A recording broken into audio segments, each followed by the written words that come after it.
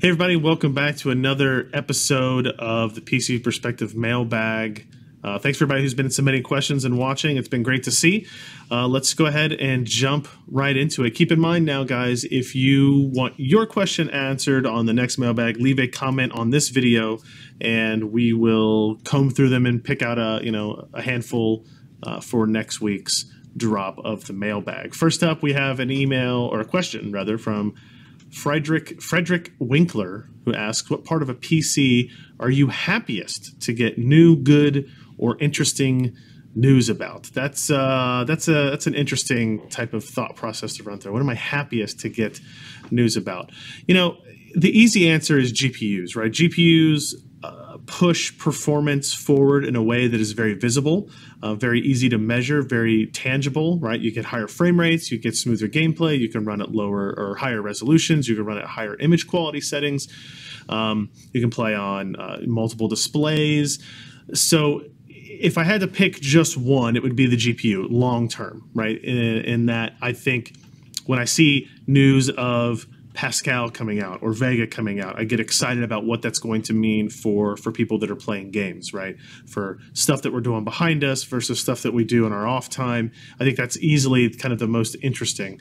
Now, I will say, in terms of, I don't know if I would call this happiness, but in recent months, all of the shifting and kind of movement in the CPU space has really been professionally and personally engaging for me as well. It's an area that has kind of been very slow progressing, kind of dead in terms of innovation for a while. Intel's not going to want to hear that necessarily, but you know, they were pushing things forward, but relatively slowly. We were on quad-core processors for a long time. With Ryzen coming out, with Threadripper coming out, it has moved everybody along forward, and that's, you know, rising tide, all boats, all that line, how that goes. Everybody benefits from this, whether or not you want to use an AMD part or you don't. Everybody benefits from the fact that Ryzen was released, that Threadripper was released, that Ryzen Pro was going to be released, that Raven Ridge is going to come out on notebooks, that new APUs are going to come out. So that also excites me in the industry as well. Making me happy is one thing. It's definitely adding to our workflow, or adding to our workload, rather, but interesting nonetheless. F. Phillips wants to know, was curious if you guys had any reliability data on all-in-one water coolers from anything you have installed at the shop there. I have personally had some very wide variability on reliability with them. That's an interesting question too. So I would say that the reliability of the all-in-one coolers has been pretty good, although we go through a lot of them here as well. I think I've only had maybe one or two that I would say failed on us or came to a point where they were making too much noise, that maybe they had too much air in them, they had lost fluid, that I wasn't comfortable using them really. The biggest complaint I have is that they tend to get louder over time, and whether or not that is fluid evaporating out of the lines or whatever it happens to be, or just the pumps aging not gracefully, you know, that's kind of the biggest complaint. I haven't had anything leak on me, haven't had anything break, cause any damage to any systems or anything like that. And in reality, the best person to ask this question would be Sebastian, and we can probably do that too, and maybe Maury as well, as they have a lot of input with those particular coolers. For us, what we basically are using AIOs for is putting them on production systems, whether it be CPU test beds, GPU test beds, you know, display test beds.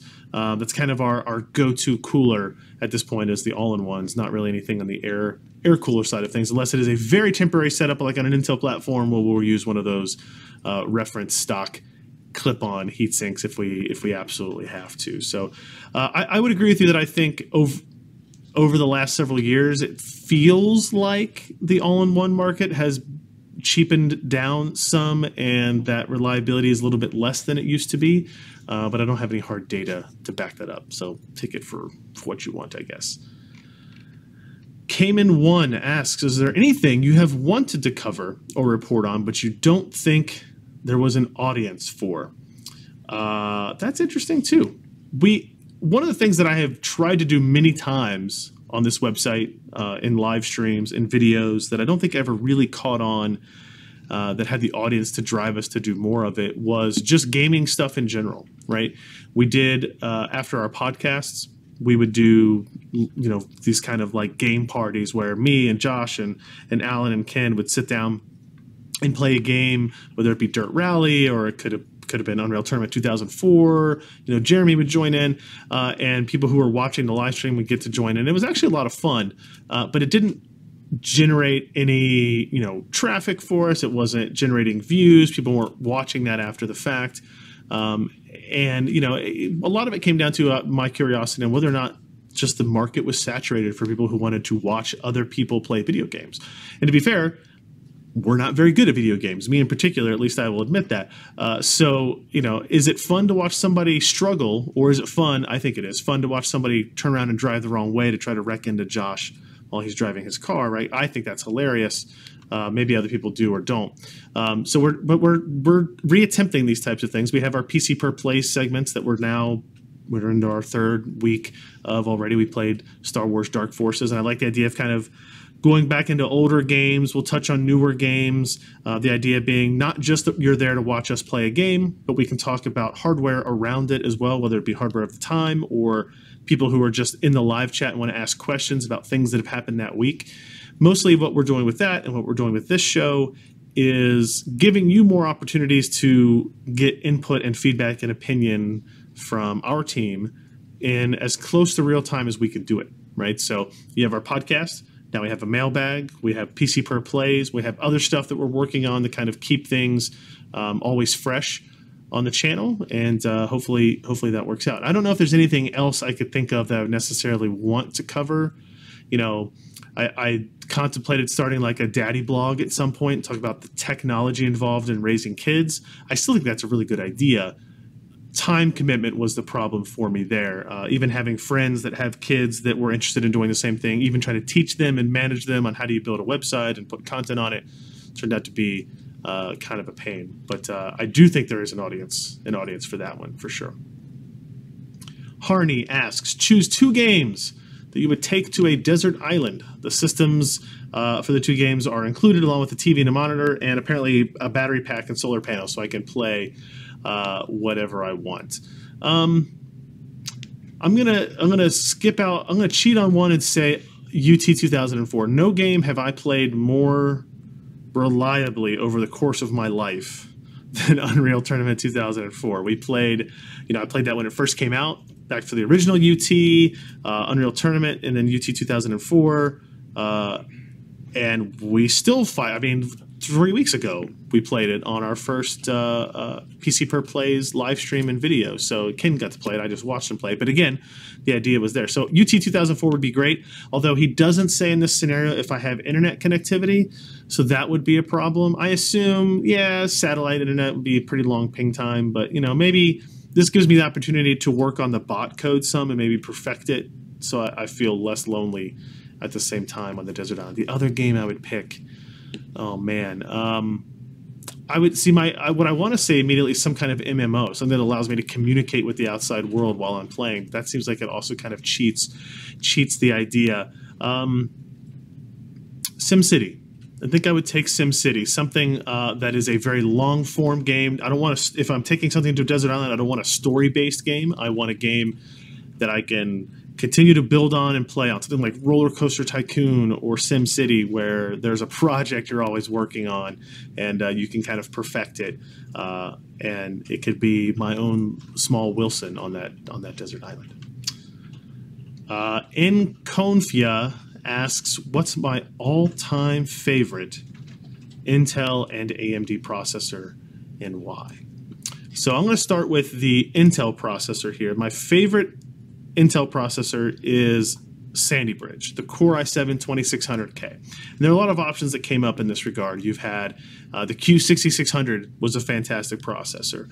I would even maybe go back to Core 2 Duo, Core 2, like the Conroe mobile parts. Those were very impactful. Probably not the Pentium 4, Core i7-920 is one of those top processors of all time. To me, the 2600K is my favorite and one of the best that ever existed because of when it came out, the amount of improvement we saw with that architecture, the amount of adoption we saw from the market with that processor was dramatic. I bet there are many of you watching this video today that are still on Sandy Bridge-based parts like the Core i7 2600K. And it basically set in motion the rest of the architectures to come. Now, you want to argue that it slowed down after that, and you'd be completely correct. You know, the Ivy Bridge and Haswell and Broadwell of all that haven't been nearly the jump that Sandy Bridge was, but I think Sandy Bridge and the 2600K take it for me. And then from an AMD side, I struggled with this, that I want to go with one of the Slot A Athlon parts, but I think it's going to be the Athlon Thunderbird, the T-Bird. That came out in June of 2000, and this was very early on, you know, maybe a full year into when I was reviewing hardware, you know, as my living. I guess I was in college at the time, so didn't need much money. But it was the part, you know, it came out at 1 gigahertz. I remember very specifically when that one launched, and it was just a unique design. It brought AMD completely back into the leadership position at the time. You know, the Slot A Athlon Thunderbirds did that, and then so did the socket ones. I'm trying to remember what the name of the what the sockets were. But these were competing against the Pentium 3 processors. So, you know, it gives you a little bit of scope of what we were looking at. I remember some of the issues around cracking the die, you know, chipping the corners of the die when you're using a heatsink, because the die was fully exposed and it was very small in relation to the heatsinks that were going on them. So if you installed them improperly, they would lean on one side and maybe crack the die off. That's not a great reason to love the processor. I just have really good fond memories of that CPU and being super impressed with it. I remember kind of building the idea of athlonmb.com and amdmb.com around that processor and kind of the motherboard infrastructure that developed around it. So that would be my favorite AMD, and that would probably be my all-time favorite of the two. Dimitri wants to know, where are the Josh Tech t-shirts? It's a good question. We had several people ask about t-shirts after the last episode and talk about, hey, you know, it doesn't require a lot of inventory, you don't have to manage a bunch of stuff. You're right. Basically, what we've decided is if we can get designs in place for these t-shirts, whether it be a PC Per t-shirt or a Josh Tech branded, PC Per t-shirt, we can do this. What I need now from you guys, anybody watching or listening to this, if you think you can design something that would be appropriate to put on a t-shirt, but also kind of funny or neat, let us know, right? You know, send me an email or leave us a comment on here, and we'll keep an eye on it, and we can give you some feedback and whatnot. And if we pick your selection, we'll give you a piece of hardware, and obviously you get a t-shirt and all that type of stuff as well. I think the idea of having Josh Tech t-shirts, although make sure we're aware, even though the question asker didn't say it, it's Josh Tech, T-E-K-K, not T-E-C-H. T-E-K-K is the tech of Josh Tech. We'll try to avoid copyright material, because if you try to get t-shirts printed at these other outlets and they have, you know, Mickey Mouse on them or Intel logos, they will be removed from the design and asked to be redone. So something in that way. But if we get a design that we like, we'll do the store. We'll start selling the merch for it, and hopefully you guys will enjoy it, I guess. Hopefully. And I can just wear one of those in every video I do for the rest of my life as well.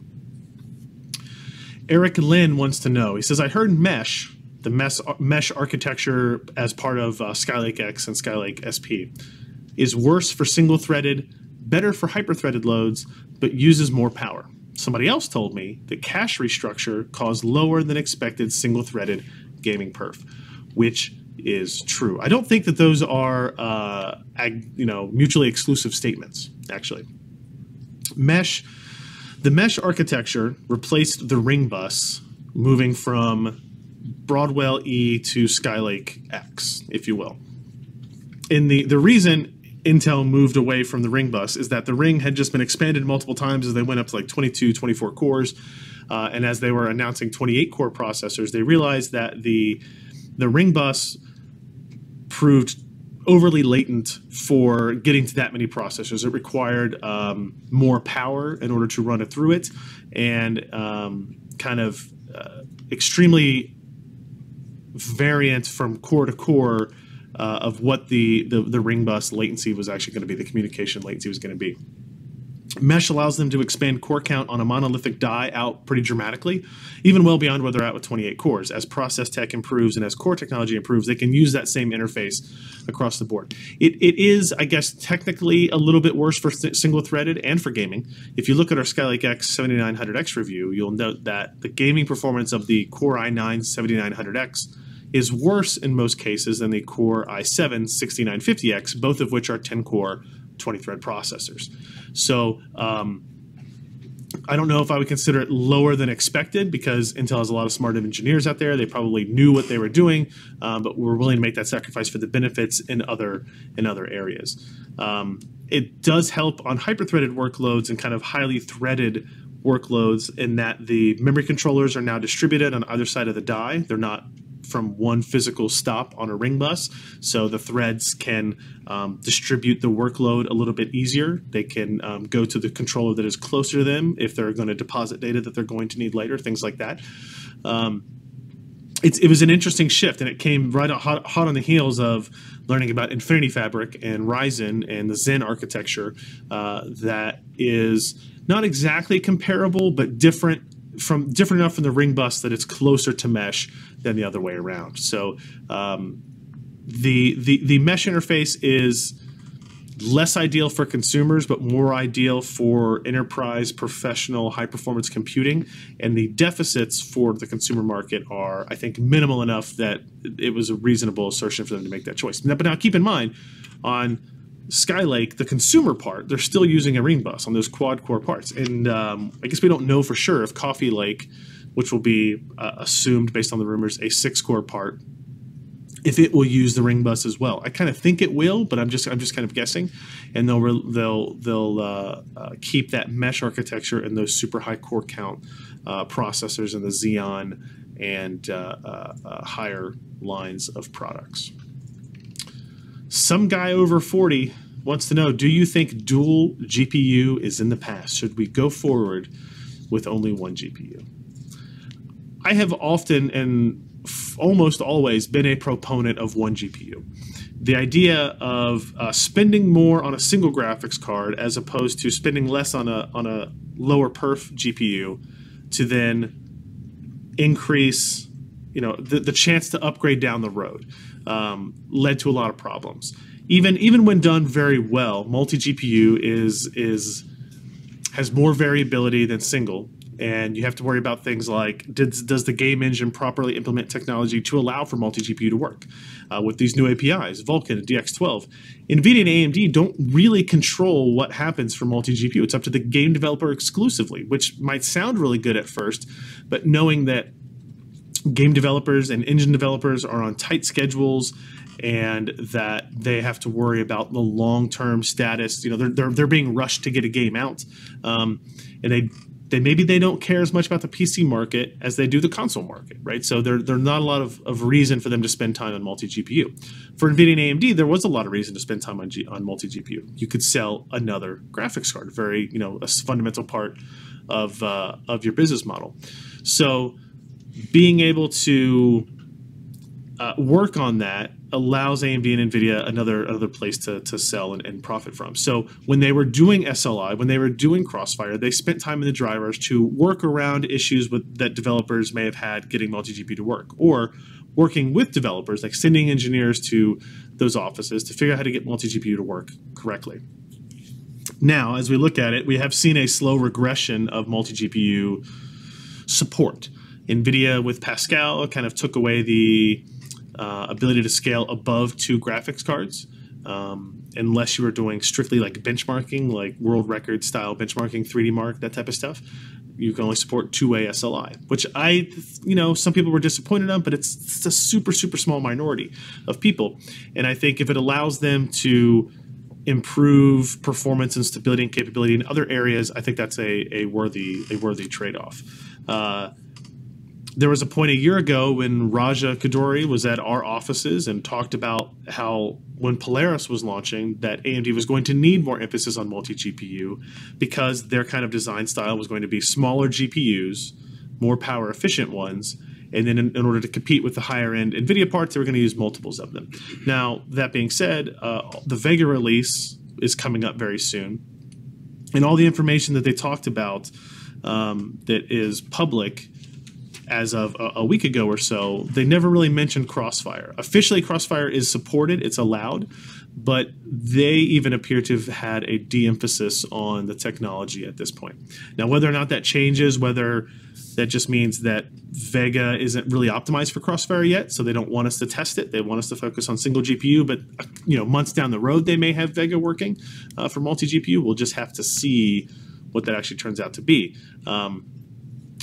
I don't want to say it's in the past, completely past tense, but I will say that I wouldn't build your system necessarily around or planning for it, right? So, but if you're AMD and you just launched Threadripper and it's got 64 lanes of PCI Express, you kind of want people to have a reason to use all those PCIe lanes. And the majority of people, that when they think of what do you use with extra PCIe lanes, is multiple graphics cards. So we'll see if that pans out. Speaking of which, we'll get to our last question for today. Brett Masters asks, I have a 5820K and an ASRock motherboard with 2 PLX chips. So does that give me more PCIe lanes than Threadripper or not? No.